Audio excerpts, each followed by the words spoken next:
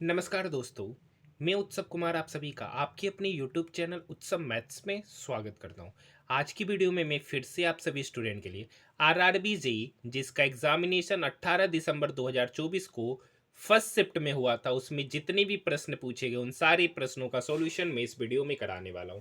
ये वीडियो उन सभी स्टूडेंट के लिए बेहद ही इंपॉर्टेंट होने जा रहा है जो रेलवे का कोई भी एग्जामिनेशन देने वाले, क्योंकि अगर आप लोग आरआरबी का कोई भी एग्जामिनेशन दिए होंगे तो आपको मैथ और रीजनिंग का पैटर्न के बारे में पता चल गया होगा कि मैथ और रीजनिंग में किस टाइप के प्रश्न हर एक एग्जामिनेशन में कम से कम रिपीट हुए। आज हमारा आरआरबी जेई का 7वां क्लास है। अभी तक हमने 17 और 18 दिसंबर में जो लगभग 6 शिफ्टों में एग्जामिनेशन हुआ था उन सारे 6 शिफ्टों का सॉल्यूशन हम लोगों ने आप सभी स्टूडेंट के लिए करा दिया है।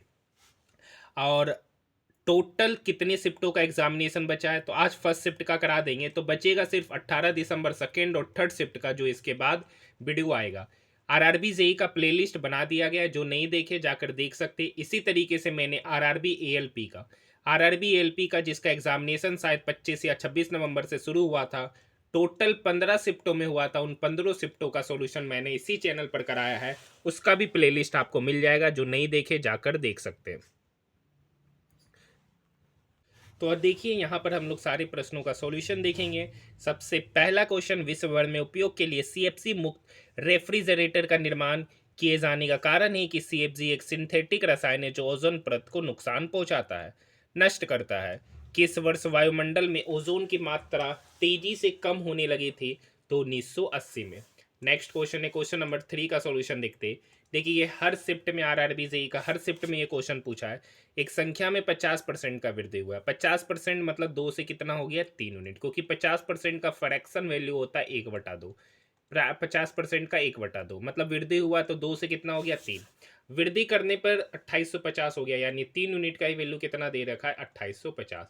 तो 1 यूनिट का वैल्यू कितना होगा? 3 नंबर 27, 1 3 पचे 15, तो 1 यूनिट का वैल्यू हो गया 950। पूछ रहा वह संख्या, तो वह संख्या माने 2 यूनिट, 1 यूनिट का वैल्यू 950, तो 2 यूनिट का वैल्यू होगा 2 गुना 950। एक ही ऑप्शन है, ऑप्शन नंबर 2। नेक्स्ट क्वेश्चन देखिए, ये आपका समांतर क्रम में तुल्य प्रतिरोध पूछ रहा है। 1/R इक्विवेलेंट बराबर होता है 1/R1 plus 1/R2 1/R3। Value put करेंगे तो 1/6 प्लस 1/3 प्लस 1/2। एलसीएम उलसीएम लीजिएगा तो इसका उत्तर 1 ओम निकल कर आ जाएगा। लेकिन नेक्स्ट क्वेश्चन क्या पूछ रखा है, यहाँ देखिए, कितने व्यक्ति गरीब और अशिक्षित दोनों हैं लेकिन प्रसिद्ध नहीं है? देखिए गरीब भी होना चाहिए और अशिक्षित होना चाहिए, ये डाटा अशिक्षित का है, लेकिन प्रसिद्ध नहीं होना चाहिए। तो यहाँ पर ये डाटा देखिए, ये जो 5 डाटा है ना, जो 5 दिखा रहा है, ये गरीब भी है, अशिक्षित है, लेकिन प्रसिद्ध नहीं है, तो इसका सही उत्तर 5 होगा। ऑप्शन की बात करेंगे तो ऑप्शन नंबर 3। देखिए इस टाइप का पैटर्न का सॉल्यूशन मैंने आपको बताया। यहाँ जे से देखिए के एल एक छोड़कर, बी यू भी डब्ल्यू एक्स एक छोड़कर, एफ जी एच एक छोड़कर, एन ओ पी एक छोड़कर जा रहा है, जी से एच आई एक छोड़कर, आर से एस टी उस ग्रुप में संबंधित नहीं है, एक्स टी यू भी। तो यहां से देखिए यही एक पैटर्न है जो फॉलो नहीं कर रहा है।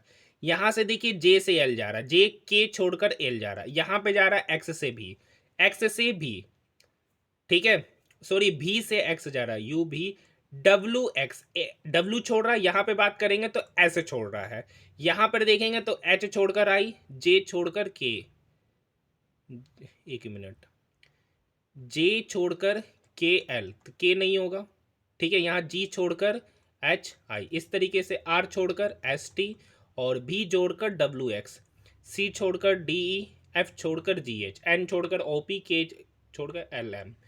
तो इस तरीके से तो सारा पैटर्न फॉलो कर रहा है। यहाँ पर समेसन देख लीजिएगा, यहाँ पर क्या कीजिएगा, यहाँ पर जो भी अल्फ़ाबेट है ना, जैसे आई के लिए तो आई होता है, आई जे आई के लिए नो होता है, उसी तरीके से जी के लिए देख लीजिएगा, डिफरेंसेस देख लीजिएगा उस अनुसार से कितना है, तब ये क्वेश्चन आपका क्या हो जाएगा, बन जाएगा।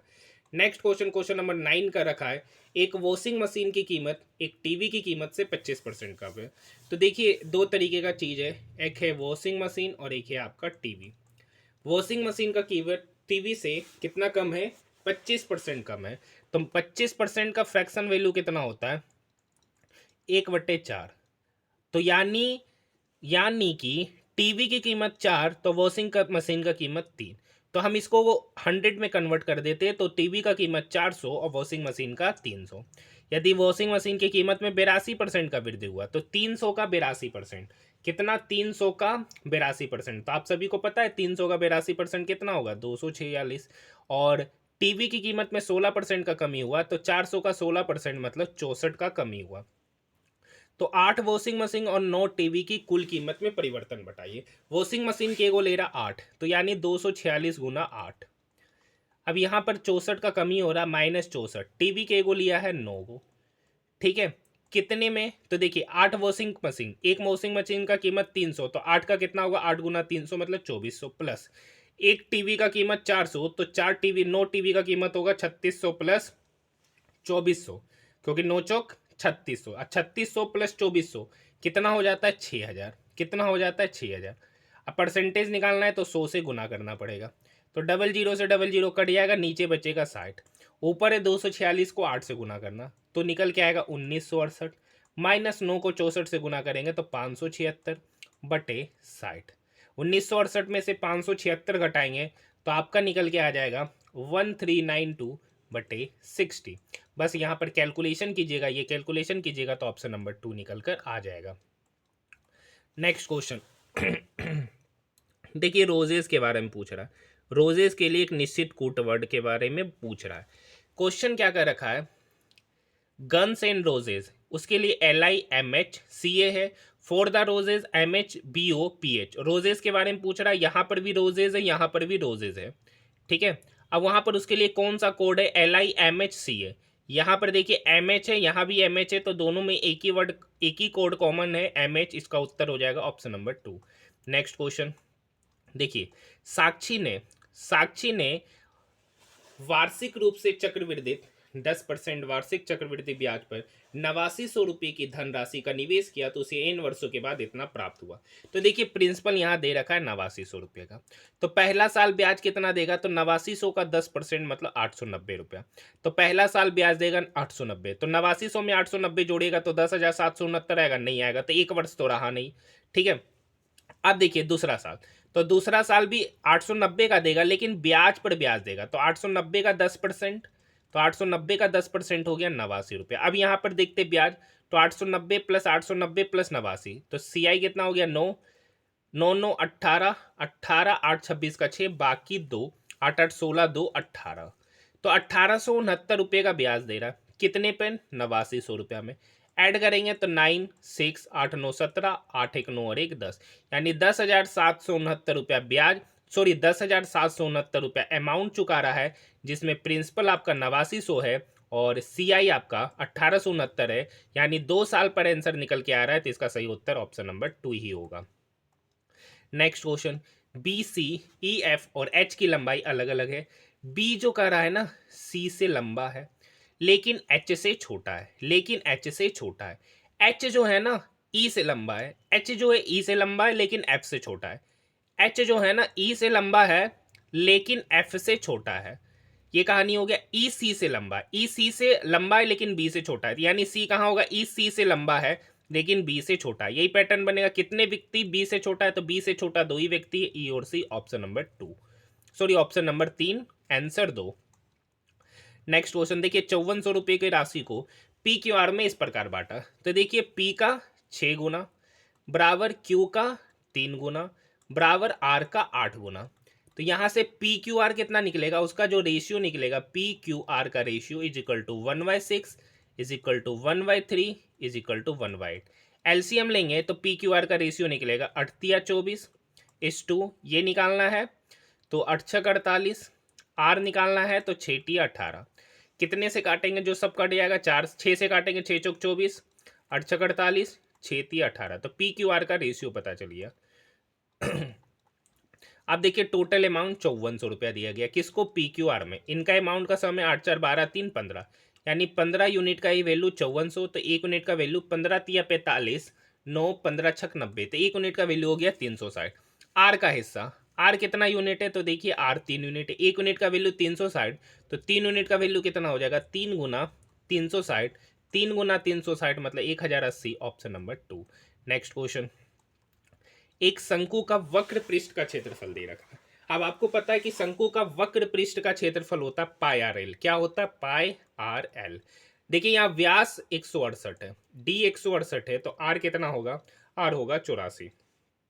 तो देखिए पाई का वैल्यू 22/7, आर आपका दे रखा है 84, एल आपको निकालना है। यही वैल्यू है यहाँ 5544 के।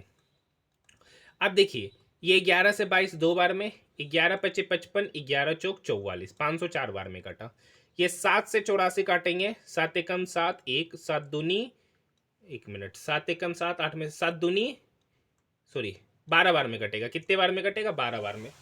अब ये 2 × 12, ये 12 इसको काटेगा, 12×4 = 48, 2 12 दूनी 24, ये 2 इस 42 को काटेगा 21 बार में, ये 42 को काटेगा कितने बार में? 21 बार में। तो यहां से एल कितना निकल के आ गया? 21। एल कितना निकल के आ गया? 21 सेंटीमीटर। पूछ रहा है संपूर्ण पृष्ठ का क्षेत्रफल। संपूर्ण पृष्ठ का क्षेत्रफल होता है pi R into R plus L. Value put कर दीजिए, तो पाई का वैल्यू 22/7, आर आर कितना निकला है? आर है यहाँ 84, अंदर हो जाएगा 84 प्लस एल, तो 84 प्लस 21, तो 84 प्लस 21, तो 84 85, 85 प्लस 20, 85 प्लस 20 आपका कितना हो जाता है? 105 हो जाता है। अब ये 7 से काटेगा, ये इसको कितने बार में? अब भी काटे 12 बार में। तो देखिए, तो 22 × 12 × 105, तो 12 दूनी 24 का 4, बाकी 2, 12 दूनी 24, 2 26, 264 × 105, 264 को 105 से गुना कीजिएगा, ऑप्शन नंबर 3 निकल कर आ जाएगा। नेक्स्ट क्वेश्चन देखिए, दो संख्या है 62 और 270। 217 का एचसीएफ और एलसीएम के बीच अनुपात दे रखा 1:14। तो मान लेते हैं कि एचसीएफ हो जाएगा x, तो एलसीएम हो जाएगा 14x। आपको पता है कि पहली संख्या गुना दूसरी संख्या ये बराबर होता है एचसीएफ गुना एलसीएम। तो बस कुछ नहीं करना है, काटना है। 7 दूनी 14, 7 21, 7 एकम 7, ये दो भी इस 62 को काटेगा 21 30 बार में। x गुना x मतलब एक्स स्क्वायर, एक्स स्क्वायर का वैल्यू 31 स्क्वायर, तो यहाँ से x कितना निकल के आ गया? 31। पूछ रहा है एलसीएम, तो एलसीएम कितना माने? 14x, x का वैल्यू 31, तो 14x कितना होगा? 14 गुना 31, 14 जब 31 से गुना करेंगे तो यूनिट डिजिट पे 4 आएगा, एक ही ऑप्शन है, ऑप्शन नंबर 3। नेक्स्ट क्वेश्चन, ये क्वेश्चन देखने में आपको बवाल रख रहा होगा, लेकिन बिल्कुल आसान क्वेश्चन है। ए का वैल्यू आपको देखने में हार्ड लग रहा होगा। ए का वैल्यू 7.5 डिग्री है, 12.8 इंटू 1/√3। अब देखिए 4 इंटू 7.5, 4 को 7.5 से गुना कीजिएगा, तो 7 चौक 28, 5 30, यानी ये कुछ नहीं है, कोट 30 डिग्री, ये कोट 30 डिग्री है, और कोट 30 डिग्री का वैल्यू होता है √3 प्लस 7.2। अब देखिए 6 है, 6 इंटू 7.5, तो 7 छक 42, 3 45 होता है, यानी ये कुछ नहीं है, 3 45 का वैल्यू, और 3 45 का वैल्यू होता है 1। √3 से √3 क्या हो गया? कट गया, बचा 12.8 प्लस 7.2। तो 12.8 plus 7.2 that means 20 rupees, sorry 20, option number 3। देखिए ये आपको प्रीवियस खाली 2 शिफ्टों में नहीं मिलेगा। आरआरबी जे का 17 दिसंबर का, सॉरी 16 दिसंबर का 3 शिफ्ट और 17 दिसंबर का फर्स्ट शिफ्ट में, लगभग 4 शिफ्टों में ये हर शिफ्ट में 3-3 क्वेश्चन पूछा, और आज खाली 17 का सेकेंड और थर्ड में नहीं मिला, और आज फिर से देख रहे हैं 18 का पहला शिफ्ट में ये फिर से क्वेश्चन है 9a + 6b + 4c का होल स्क्वायर। कुछ नहीं करना, a + b + c का होल स्क्वायर क्या होता है? a² + b² + c² + 2ab + 2bc + 2ca, ये फॉर्मूला लगाइएगा, ऑप्शन नंबर 3 निकल कर आ जाएगा। हर शिफ्ट में 3-3 क्वेश्चन ये पूछा गया था। देखिए पैटर्न है, इसे आसानी से समझिएगा, आसान क्वेश्चन है। एक दुकानदार किसी वस्तु को उसके अंकित मूल्य पर 58% और 80% की 2 क्रमिक छूट देकर 770.7 रुपये में बेचता है। 770.7 रुपये में बेचा। यदि उसके द्वारा कोई छूट नहीं दी जाती तो उसे 25% का लाभ होता। तो वस्तु का क्रय मूल्य, तो मान लिया कि वस्तु का क्रय मूल्य 100 यूनिट, सॉरी एमपी मान लिया कितना है? 100 यूनिट। अब उस पर पहले 58% का डिस्काउंट दिया, तो बेचा कितने पर? 42% पर। अब फिर उस पर 80% का छूट कर दिया, तो बेचा कितने पर? 20% पर। ठीक है, तो ये 100 से 100 क्या हो गया? कट गया, 1 0 से 1 0 कट गया। 42 गुना 2 84, 84/10 मतलब 8.4। कितना निकल के आ गया? 8.4। 8.4 यूनिट में बेचा, और एक्चुअली में यहाँ कितने में बेच रहा? 770.7 रुपये में। यानी 8.4 यूनिट का वैल्यू 770.7 रुपया। तो यहाँ से डेसिमल कटेगा तो 1 यूनिट का वैल्यू कितना निकल के आएगा। 770 को हम 84 से डिवाइड करते हैं तो देखिए थोड़ा सा कैलकुलेशन हम साइड में कर लेंगे, ये थोड़ा सा डाटा है तो साइड में कर लेते हैं। स्क्रीन छोटा होता है तो कैलकुलेशन करने में समस्या होता है, तो हम साइड में कर लेते हैं। तो साइड में किए तो 1 यूनिट का वैल्यू निकल के आया 91.7। तो 100 यूनिट का वैल्यू कितना होगा, तो 100 यूनिट का वैल्यू होगा, 1 यूनिट का वैल्यू इतना, तो 100 यूनिट का वैल्यू हो जाएगा 9175। 9175 आपसे पूछ रहा अगर वह 25% का लाभ अर्जित करता है तो बेचा इसको इतने में ना, कह रखा है कि यदि उसके द्वारा कोई छूट ना देता, तो छूट नहीं दे रहा है तो बेच कितने में रहा है, एमआरपी पे ही, तो बेच कितने रहा है 9175 पर, उसको लाभ हो रहा है 25% का। लाभ किस पे होगा, सीपी पर, तो सीपी का 25% मतलब 125% का ही वैल्यू यहाँ पर कितना दे रखा है, 9175 दे रखा है। ठीक है, ये 25 25 125 2500 100, ये 5 से ये काटेगा, 5 एकम 5 4 5 अट्ठी 40 1 5 तिया 15 2 25 25, तो ये 4 1835 की तरफ जाके क्या हो जाएगा, गुना हो जाएगा। 1835 गुना 4 करेंगे तो 5 चौक 20 का 0 बाकी 2, 4 तिया 12 13 चौदह का 4 बाकी 1, 8 चौक 32 और 1 33 का 3 बाकी 1, सॉरी 33 का 3 बाकी 3, 4 3 7 7340 रुपया हो जाएगा। ऑप्शन नंबर फर्स्ट इसका सही उत्तर हो जाएगा। क्वेश्चन नंबर 29 देख लीजिए, ये सेम पैटर्न में पूछा गया, अगेन सेम क्वेश्चन। ए प्लस बी प्लस सी का होल स्क्वायर, 6 ए का स्क्वायर करेंगे तो 36 ए स्क्वायर प्लस 2 बी का स्क्वायर 4 बी स्क्वायर प्लस 7 सी का स्क्वायर 49 सी स्क्वायर, जो कि चारों ऑप्शन में है। उसके बाद 2ab, तो 2 ए के जगह पर है 6 ए और बी के जगह पर है 2b, तो 6 दूनी 12 दूनी 24ab, 24ab भी आप देख सकते हैं यहाँ यहाँ यहाँ है तो यही होगा। ठीक है, ये तो होगा नहीं, ये तीनों में होगा। अब देखिए 2bc, 2b के जगह पे 2b और c के जगह पे है 7c, तो 7 दूनी 14 दूनी 28bc, तो 28bc कौन कौन सा ऑप्शन है, ये और ये तो खत्म हो गया। आखिरी वाला बचा है 2ca, c के जगह पर है 7c और a के जगह पर है 6a, 7 छक 42 दूनी 84ac, 84ac एक ही ऑप्शन है, ऑप्शन नंबर फर्स्ट। देखिए इस टाइप का भी पैटर्न बता चुके हैं। यदि 84 36 152 संख्या के प्रत्येक विषम अंक में एक जोड़ा जाए तथा प्रत्येक सम में एक घटाया जाए तो इस प्रकार बनी संख्या में बाई और अंतिम तथा पहले अंक के बीच कितना अंतर होगा। तो इस टाइप का क्वेश्चन करा है, रीजनिंग का इस टाइप का क्वेश्चन नहीं कराएंगे। ठीक है, यहाँ पर देखिए इसका माध्य पूछ रहा है, क्या पूछ रहा है, माध्य। तो माध्य बराबर होता है सिग्मा एफ एक्स बटे sigma F. Sigma F x निकालना है तो इस दोनों का गुना करेंगे, इसका गुना करेंगे, इसका गुना करेंगे, इसका गुना करेंगे। उसके बाद सारा डाटा को जोड़ के यहाँ पर लिख देंगे, डिवाइडेड बाय सिग्मा एफ, तो 3 1 4 8 4 12 का 2 बाकी 1 3 2 5 1 6 4 10, तो यहाँ पर होगा 102 प्लस एक्स।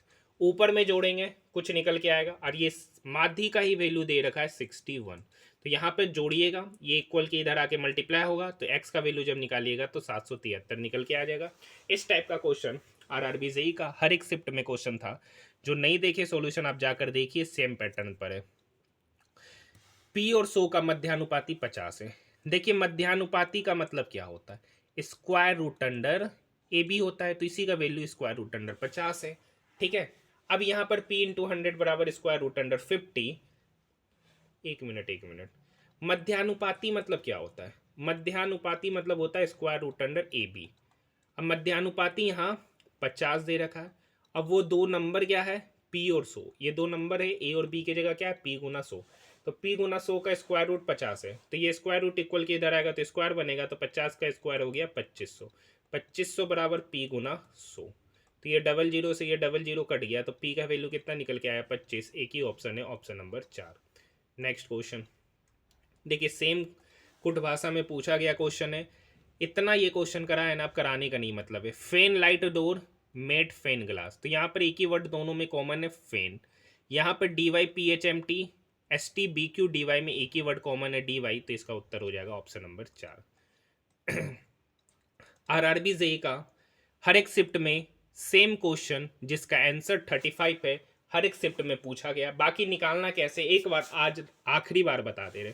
देखिए 2024 है तो फरवरी में टोटल 29 दिन होगा। 14 फरवरी है तो 14 और 29 जाना है तो 15 दिन हो गया। फिर आएगा मार्च, मार्च 31वां होगा तो 31 दिन, 15 अप्रैल मतलब 15, तो 15 15 30 30 30 60 और 61 दिन का हमको ब्याज निकालना है। देखिए प्रिंसिपल भी सेम रखा गया हर शिफ्ट में, परसेंटेज दे रखा 5.25% की दर से, टाइम दे रखा है 61 दिन, तो इस 61 दिन को पहले कितने में कन्वर्ट करेंगे, साल में कन्वर्ट करने के लिए 366, सॉरी 366 से, क्योंकि फरवरी कितने दिन का है आपका 366 दिन का, होल डिवाइडेड बाय 100। आप देखिए ये काटेगा इसको कितने बार में, 6 बार में, ये डबल जीरो से ये डबल जीरो क्या हो गया, कट गया, 40 गुना 5.25 करेंगे तो 5 210 और 40 तो कितना होगा 210 निकल के आएगा, 210/6 तो 6×3 = 18, 3 0 6 25 30, तो इसका आंसर निकल के आएगा 35। हर शिफ्ट में ये क्वेश्चन पूछा गया, आरआरबी जेई का आज हमारा 7वां शिफ्ट है और 7 शिफ्ट में ये क्वेश्चन पूछा गया और उसका आंसर भी 35 है हर शिफ्ट में। नेक्स्ट क्वेश्चन, 885 रुपये में 61 बेचने पर किसी व्यापारी को 10% की हानि हुई। ठीक है, 10% का हानि हुआ यानी 100 का सामान को कितने पे बेचा, 90 यूनिट पे, 90 यूनिट का ही वैल्यू है 850। ठीक है, तो 10 यूनिट का वैल्यू कितना हो गया 850/9, तो 100 यूनिट का वैल्यू कितना होगा, तो 100 यूनिट का वैल्यू निकालने के लिए 10 से गुना करेंगे तो 85/100/9, 100 यूनिट का वैल्यू है, मतलब उसका सीपी है। अब जब हम 8500 को 9 से डिवाइड करते हैं, 8500 को कितने से डिवाइड करेंगे, 9 से डिवाइड करेंगे, तो इसका वैल्यू कितना निकल के आएगा, 9×9 = 81, 4 0 9 चौक 36, 9 चौक 36 मतलब 944.4 इसका क्या है, सीपी है। अब इसे कितने पे बेच रहा है, 1360 में, मतलब अब 944 रुपया में खरीदा और 1360 में बेचा।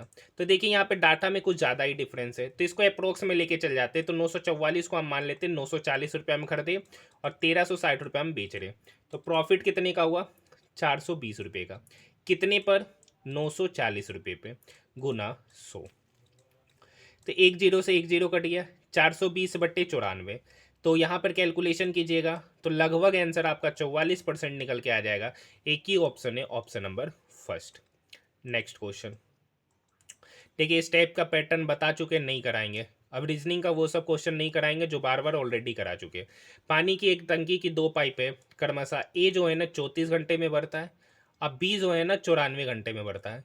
जब दोनों पाइप को एक साथ खोला जाए तो 34 और 94 क्या है, 34 और 94, 34 का मतलब 17 × 2 और 94 का क्या मतलब होता है, 94 का मतलब होता है 47 × 2, एलसीएम हो जाएगा 17 × 47 × 2, हम मल्टीप्लाई नहीं कर रहे अभी फिलहाल। ठीक है, अब देखिए पी 34 घंटा में इतना काम कर रहा है, तो ए का एफिशिएंसी कितना हो गया, 17 × 2 34, मतलब ए का एफिशिएंसी 47, बी 94 घंटा में इतना कर रहा है तो बी का एफिशिएंसी कितना हो जाएगा 17, तो दोनों मिलकर तो 47 + 17 कितना होगा, 7 7 14, 4 1 5 और 1 6। अब ये 2 इस 64 को काटेगा 32 बार में, 17 गुना पहले 47 करेंगे, 17 गुना पहले 47 करेंगे, 7 7 49 का 9, बाकी 4, 7 4 11, 11 और 49, ठीक है, तो 9 7 799 बटे 32 घंटा में ये कार्य क्या होगा, क्योंकि जब इसको इससे गुना कीजिएगा तो यही आएगा डिवाइडेड बाय 32, डिवाइडेड बाय 32, एक ही ऑप्शन है, ऑप्शन नंबर 3। नेक्स्ट क्वेश्चन, देखिए इस टाइप का भी क्वेश्चन, क्वेश्चन नंबर 40 न जानी आरआरबी एएलपी का हर शिफ्ट में भी पूछा गया था, आरआरबी जेई के भी हर शिफ्ट में, तो इस टाइप के क्वेश्चन को मैं फिर से क्यूट कर रहा हूँ, आप लोग खुद से कीजिए। अब एक ही टाइप का क्वेश्चन कितना करा है, क्वेश्चन नंबर 42 भी सेम टाइप का क्वेश्चन है, आरआरबी एएलपी का 15 शिफ्टों में मिला है और आरआरबी जेई का भी हर शिफ्ट में सेम टाइप का क्वेश्चन है, इसलिए क्विट कर रहे हैं। देखिए ये भी क्वेश्चन, देखिए आरआरबी जेई का इसी शिफ्ट में ये 3 क्वेश्चन है, 16 दिसंबर का तीनों शिफ्ट और 17 दिसंबर का फर्स्ट शिफ्ट, यानी इन चारों शिफ्टों में हर एक शिफ्ट में ये 3 बार पूछा था। देखिए सेम टाइप का क्वेश्चन नहीं करा रहे, अब वीडियो क्या हो जाता है कुछ ज़्यादा ही लेंदी हो जाता है, जिससे आप लोग देखना भी पसंद नहीं करते हैं, तो इसलिए अब उसी टाइप के पैटर्न के क्वेश्चन को कराया जा रहा है जो आपके लिए थोड़ा सा क्या हो, आसान हो।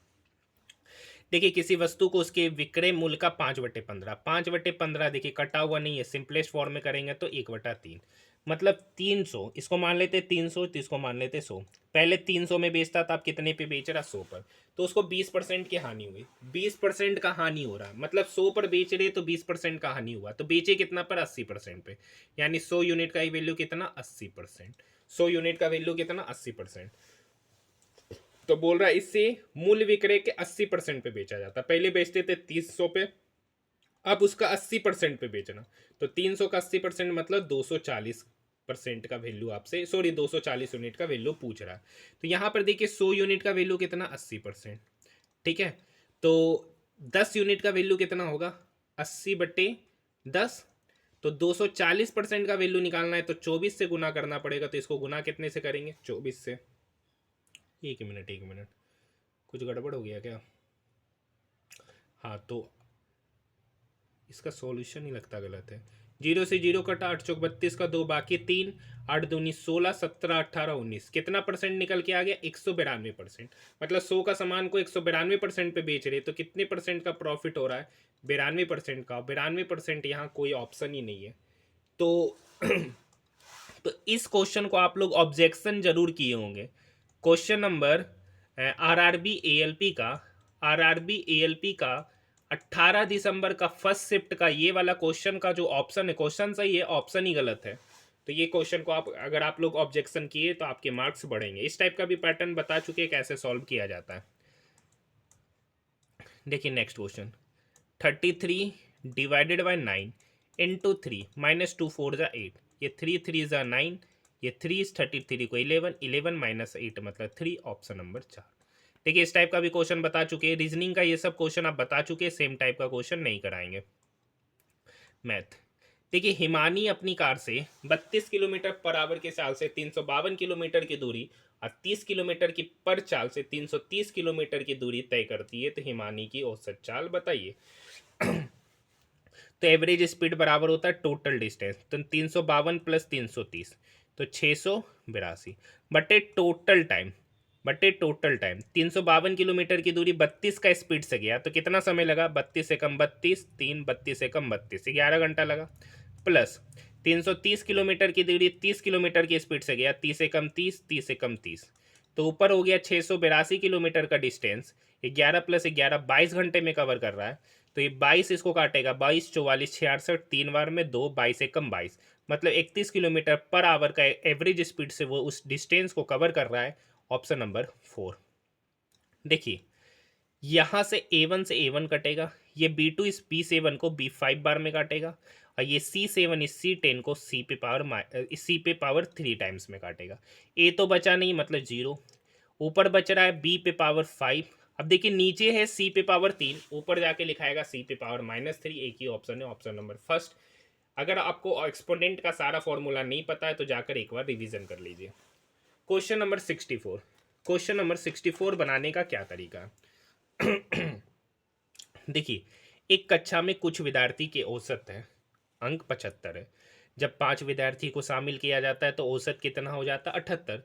उन 5 विद्यार्थियों का अंक यहाँ दे रखा है तो कुल संख्या पूछ रहा है। तो मान लेते हैं कि जो औसत अंक 75 है, तो मान लेते हैं कि विद्यार्थी कितना था, x। तो उस x विद्यार्थी का औसत 75 है तो उसका सम कितना होगा, 75x। अब यही 75x है ना, ये बोल रहा है ना, जब इसमें 5 विद्यार्थी और आ गया, 80 प्लस 85 प्लस 89 प्लस 81 प्लस 82, इसका सम करते हैं।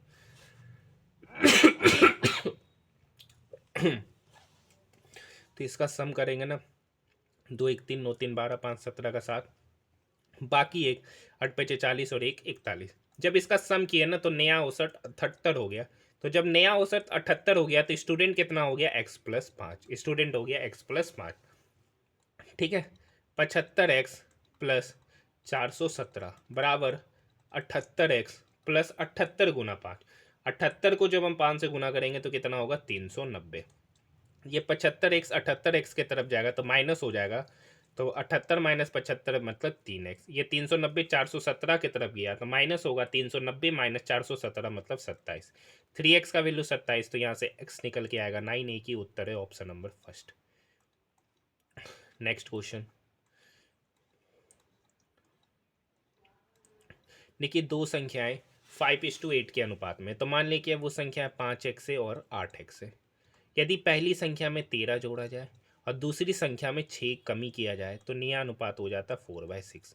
क्रॉस मल्टीप्लिकेशन करेंगे तो ये 6 इधर जाएगा, 6 पचे 30x प्लस 13 छक 78 इजिकल टू 8 चौक 32x माइनस 6 चौक 24। ये 30x 32x की तरफ जाएगा, माइनस होगा 32x माइनस 30x 2x, ये माइनस 24 78 की तरफ जाएगा, तो 78 प्लस 24 मतलब 8 4 12, 7 2 9 और 1 10। 2x का वैल्यू 102, तो यहाँ से x का वैल्यू निकल के आएगा 2 पचे 10, 2 एकम 2, यहाँ से x का वैल्यू निकल के आया 51। पूछ रहा दोनों मूल संख्याओं का योगफल, तो दोनों मूल संख्याओं का योगफल क्या है, तो 5x plus 8x, 5x plus 8x मतलब 13x, x का वैल्यू 51, तो कितना हो जाएगा 13 गुना 51, 13 गुना 51 कीजिएगा, 13 एकम 13, यूनिट डिजिट पर 3 आएगा, एक ही ऑप्शन है, ऑप्शन नंबर 4।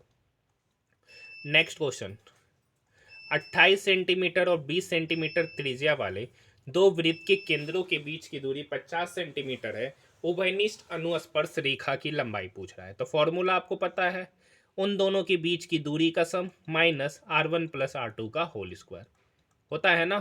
तो यहाँ पे डी कितना है, डी है 50, 50 का स्क्वायर करेंगे तो 2500 माइनस R1 प्लस R2, तो 28 प्लस 20 कितना होता है 48, तो 48 का स्क्वायर। एक मिनट, यहाँ क्या करते हैं, डी मतलब 50 का square minus R1 plus R2 मतलब 28 प्लस 20 मतलब 48 का स्क्वायर। अब ये आपको फॉर्मूला पता है, ए स्क्वायर माइनस बी स्क्वायर, तो ए माइनस बी 50 माइनस 48 मतलब 2, और ए प्लस बी मतलब 50 प्लस 48 मतलब 98, 98 गुना 2, 98 गुना 2 मतलब 196, इसका स्क्वायर रूट लेंगे तो निकल के आएगा 14।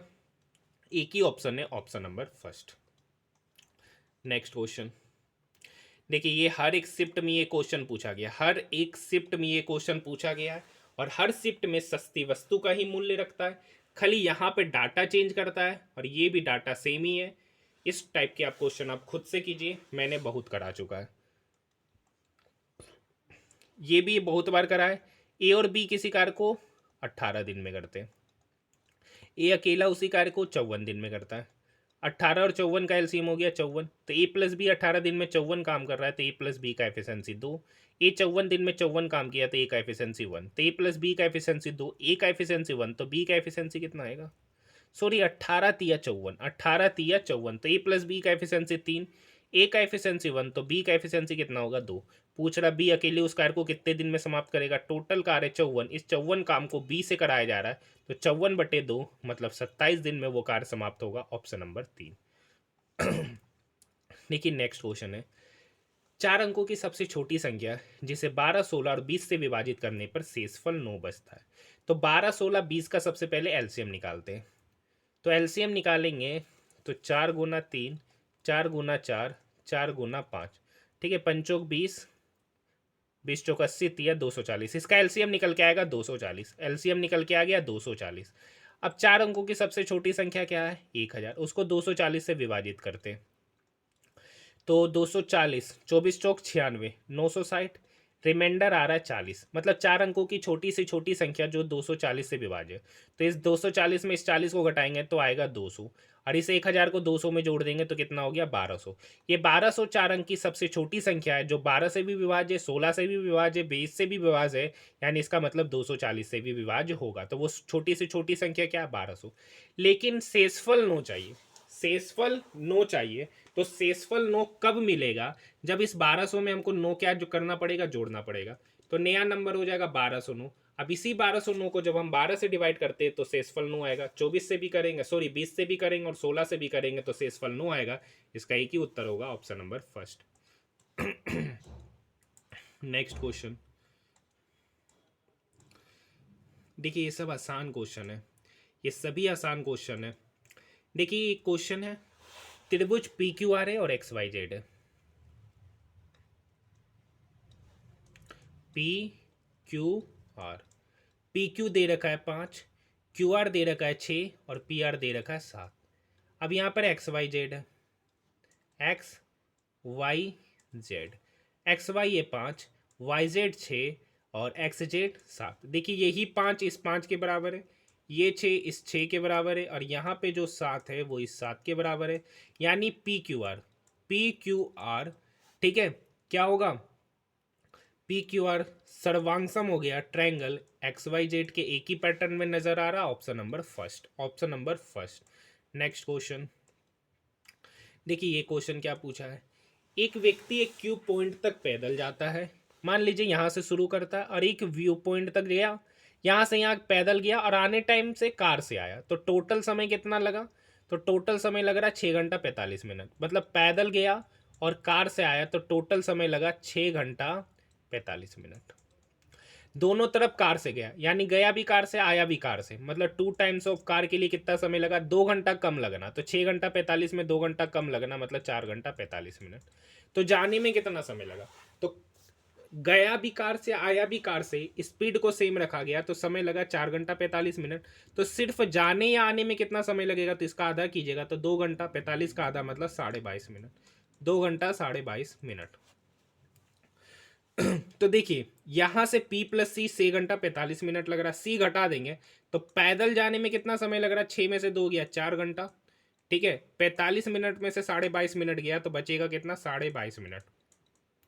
यानी खाली जाने में लग रहा है 4 घंटा 22.5 मिनट, तो आने में भी कितना लगेगा? यहां से यहाँ पैदल जाने में 4 घंटा 22.5 मिनट लग रहा है, 4 घंटा 22.5 मिनट लग रहा है। तो आने में भी 4 घंटा 22.5 मिनट लगेगा।